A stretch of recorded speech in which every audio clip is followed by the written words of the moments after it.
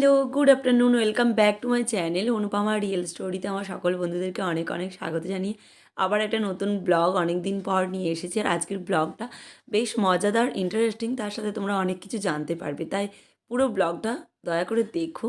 আশা করছি তোমাদের ভালো লাগবে। আমার ব্লগ বানানোর আসল উদ্দেশ্যটাই হলো কিন্তু তোমাদেরকে নতুন কিছু জিনিসের সাথে পরিচয় করে দেয়া, তার সাথে আমার লাইফস্টাইল বা আমার জীবনশৈলী তোমাদের সাথে শেয়ার করা। তো আমার লাইফস্টাইলেরই এটা একটা অঙ্গ। আমরা আজকে যাচ্ছি বিকালবেলা, বাপের বাড়িতে ছিলাম, বাপের বাড়ি থেকেই যাচ্ছি রাজা রামমোহনের জন্মস্থান। তো মা ওখানে দাঁড়িয়ে আছে, মাকে বারবার বলছে, মা কিছুতেই যাবে না। মা বলছে, না আমি যাব না, আমার বাড়িতে অনেক কাজ। কারণ আমার দাদু ঠাকুমার তো বয়স হয়েছে, দাদু ঠাকুমা আছে, তারপর আমাদের গরু আছে। তো সেই জন্য মা চট করে যেতে চায় না। কাকিমা এসেছিল, কাকিমা আমার সাথে যাচ্ছে। আর যাচ্ছি কাকুর একটা গাড়িতে, পাশের বাড়ির কাকুর একটা গাড়িতে। তো বাপের বাড়ি থেকে যেখানেই যায় না কেন ওই কাকুদের গাড়িতে করেই যায়, মানে গাড়িতে করে যাওয়ার হলে। তো রাস্তাটা তোমাদের সাথে শেয়ার করছি। আর দেখো কত সর্ষে হয়েছে, মানে রাস্তার দুপাশ জুড়ে শুধুমাত্র সর্ষে বাড়ি। জানো তো, দেখতে এত ভালো লাগছিল, কিন্তু নেমে ভিডিও করা বা ছবি তোলার কোনো রকম সুযোগ ছিল না। কারণ আমরা এই যে মন্দিরটাতে এসেছি, তারপরে আবার যাব রাজা রামমোহনের জন্মস্থান। তো বাচ্চা কাচ্চা নিয়ে বেরোতে বেরোতেই আমাদের অনেকটা দেরি হয়ে গিয়েছিল। আরও সকাল সকাল এলে হয়তো অনেক আরও কিছু বেড়ানো ঘোরা যেত। তো যাই হোক, আমরা মন্দিরে চলে এলাম। এইটা হচ্ছে একটা শিব মন্দির। আমি তো মিনি ব্লগে তোমাদের সাথে শেয়ার করেছি অল্প কিছু ভিডিওর মাধ্যমে। তো এইটা হচ্ছে একটা শিবের মন্দির। মন্দিরটা হয়েছে বছর 4-5 আগে হয়েছে। রাজা রামমোহনের বাড়ি বা রাজা রামমোহনের জন্মস্থান যাই বলো, যাবো বলেই কাকুকে বলেছিলাম। কাকু বলে কি, ওইদিকে যখন যাচ্ছিস তো আগে তোদেরকে মন্দিরটা ঘুরিয়ে দিই, মন্দিরটা এত সুন্দর, তোদের বেশ ভালো লাগবে। এটা শিবের মন্দির। আর জানো তো, এই মন্দিরটায় দুবেলা পুজো হয়, শুক্র আর সোম হয়। তাছাড়াও ডেলি নিত্য পুজো তো হয়ই। তো যাই হোক, আমরা যেদিনে গিয়েছিলাম সেদিনে শুক্র সোম দুটো বারের মধ্যে একটা বারও ছিল না। তাই আমরা পুজো দিইনি, আমরা জাস্ট মন্দিরটাতে ঘুরেছিলাম, কিছু ভিডিও টিডিও বানিয়েছিলাম। আর সন্ধ্যাবেলা যে সন্ধ্যা আরতি সেটা হয়, সেটাও ডেলি হয়, সেটা হতে অনেকটা দেরি আছে। ওই জন্য আমরা সন্ধ্যা পর্যন্ত ওয়েট করলাম না, কারণ আমাদেরকে তো আবার সেদিকেও যেতে হবে। আর এই যে দেখো, আমরা ভিতরে ঢুকে গেছি। বাইরেও যেমন কারুকার্য করা মন্দিরটা, ভিতরটাও যেমন কারুকার্য করা। এত সুন্দর কারুকার্য করা, আমি তোমাদেরকে ফোনেতে কতটা দেখাতে পারছি জানি না, চাক্ষুষ না দেখলে বোঝা যাবে না। যাই হোক, আশা করছি তোমরা বুঝতে পারছো। আর এখানে দেখো, হর পার্বতীর একটা মূর্তি আছে, কালো পাথর দিয়ে বানানো, দারুণ মূর্তি।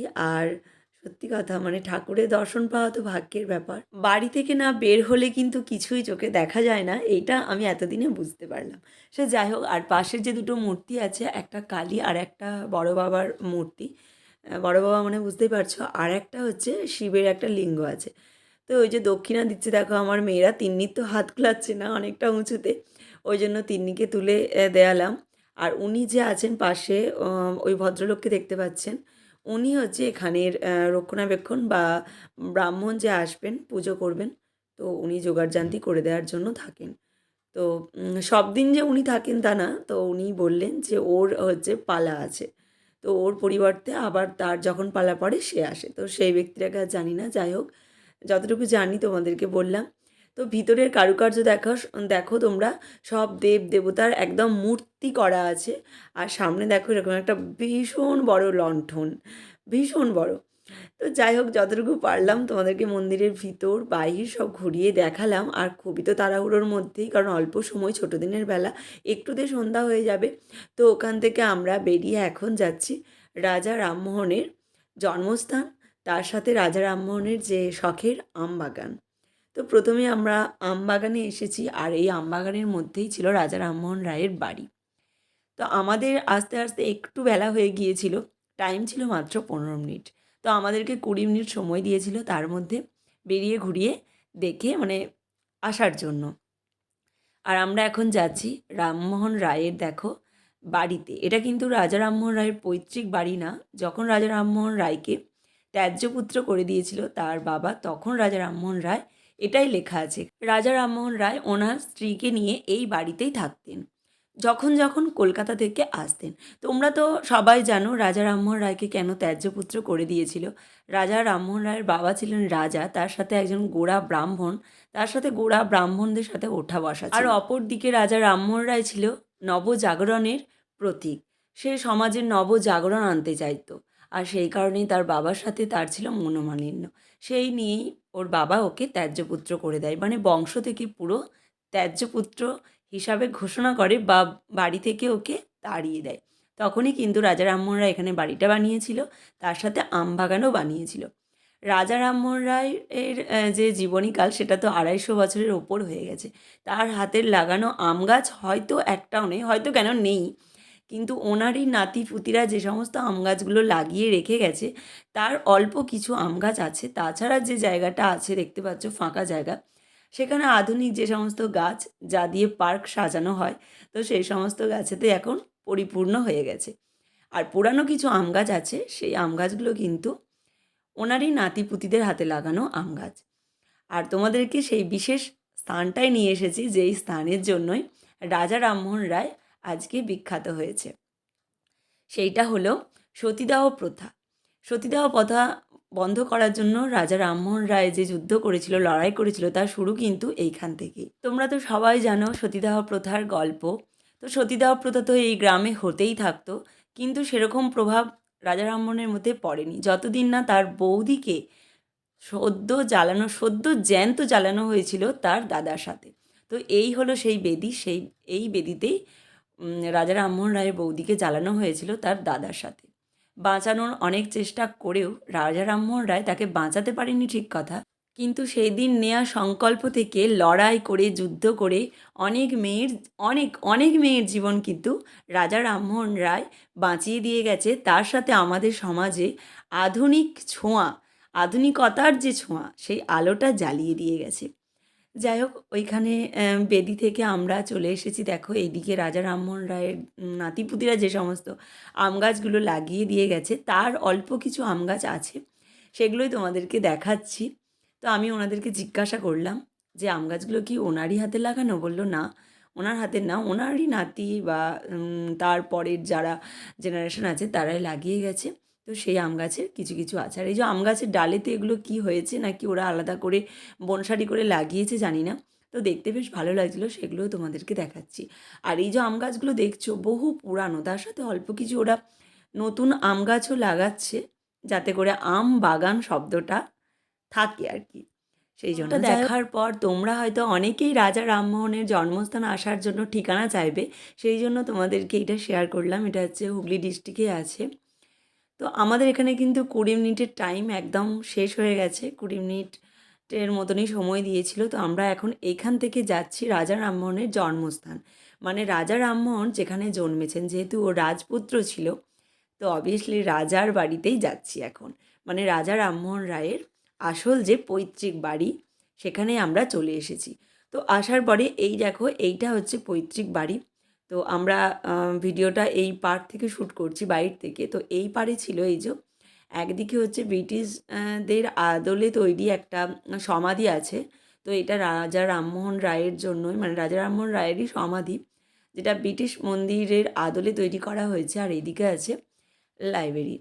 তো এইখানটা আমরা আগে ঢুকে নিয়েছিলাম, ঢুকে বেরিয়ে ঘুরিয়ে তারপরে আমরা রাজা রামমোহন রায়ের যে আসল বাড়ি সেখানে এখানে ঢোকা মাত্র এই যে এনাকে দেখছেন, ওই ভদ্রমহিলা কিন্তু কিছু কথা আমাদেরকে বলছিলেন। এখানে জন্মগ্রহণ করেছিলেন রাজা রামমোহন রায়, স্বয়ং রাজা এখানে জন্মগ্রহণ করেছিলেন। আপনি কি এখানে রক্ষণাবেক্ষণে কিছু থাকেন না? পরিষ্কার পরিচ্ছন্ন করি। আচ্ছা, এই যে বোঝাই, ব্রাহ্মণও বোঝাচ্ছে না, ব্রাহ্মণ ওই দাদু হয় আমার, দাদুর ওইটা বাড়ি, উনি ব্রাহ্মণ, ওনার কাছে কাটি ফাটি থাকে, আমাকে খুলে দেয়, ঘরটা খুলে দেয়, আমি আসা যাওয়া করি। চলুন আমাদেরকে একটু দেখিয়ে দেবেন।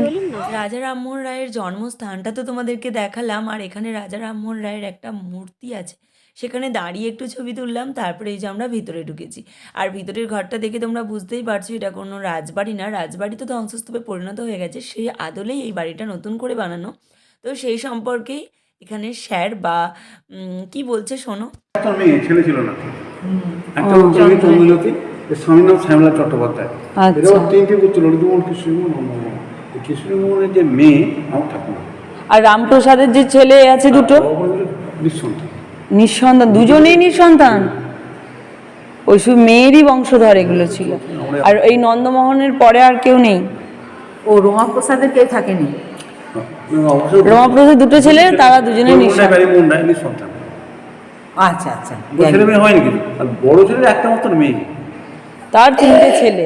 রাধা প্রসাদ তাদের বড় একটা মাত্র মেয়ে। চন্দ্রজ্যোতি রানার নাম, স্বামীর নাম শ্যামলা চট্টোপাধ্যায়, ললিতমোহন কৃষ্ণমোহন হনুমান 3টে তার ছেলে। হ্যাঁ, এই কৃষ্ণমোহন তার বংশধর আছে? আমরাই বংশধর, মেয়ে ও আপনারা মেয়ের বংশধর। বংশ। ওই কৃষ্ণমোহনের কে হয় আপনার? কৃষ্ণমোহন হচ্ছে আমার ঠাকুমার বাবা, ঠাকুমার বাবা। আমার মেয়ে আমার ঠাকুমা। ওনার মেয়ের সঙ্গে আমার দাদু নিরাপদ মুখোপাধ্যায় বিবাহ হয়। আচ্ছা ফলে আমার মুখোপাধ্যায়, ওনার মেয়ে মুখোপাধ্যায় পরিবারে চলে ও ওনার দাদুর বিয়ে হয়েছে ওনার মেয়ের সঙ্গে। ওনার মেয়ের সাথে, কৃষ্ণমোহনেরই। আর ওদের ছেলে ছিল না? আচ্ছা। আচ্ছা, এটা ওখানে একটা ছক আছে, ওই ছকেতে রাজা রামমোহনের পূর্বপুরুষ বা বংশ পরম্পরায় কে কে আছে সেগুলোই উনি বলছেন। তো ওনার পরিচয় দিলেন, উনি হলেন রাজা রামমোহন রায়েরই কোনো একটা কন্যা সন্তানের বংশধর। সেই হিসাবেই উনি এখানে রক্ষণাবেক্ষণ থেকে শুরু করে এখানে যে যে দর্শনার্থী মানে আসে সবাইকে সব কিছু বলা বা সব কিছু বুঝিয়ে দেওয়ার হচ্ছে ওর কাজ। শুধু কাজ বলা না, ওটা ওর ভালো লাগে। তো কেন বলো তো ভালো লাগে? আমার মনে হয় ওনার সাথে কথা বলে যেটা বুঝলাম, কারণ আমরা যে যেমন মানুষ, আমরা দেখবে আমাদের বাড়ি, আমাদের পৈতৃক বাড়ি বা আমাদের দেশের বাড়ি নিয়ে মানুষের কাছে গল্প করতে বলতে আমরা খুব ভালোবাসি, তাই না? তো উনি ওরকম আগ্রহের সহিত বলছিলেন। ওনার বলার ভঙ্গিমা বা ওনার বলার যে আগ্রহ, তা থেকে উনি এটাই বোঝাতে চাইছিলেন বারবার যে আমি হলাম রাজা রামমোহনের বংশধর।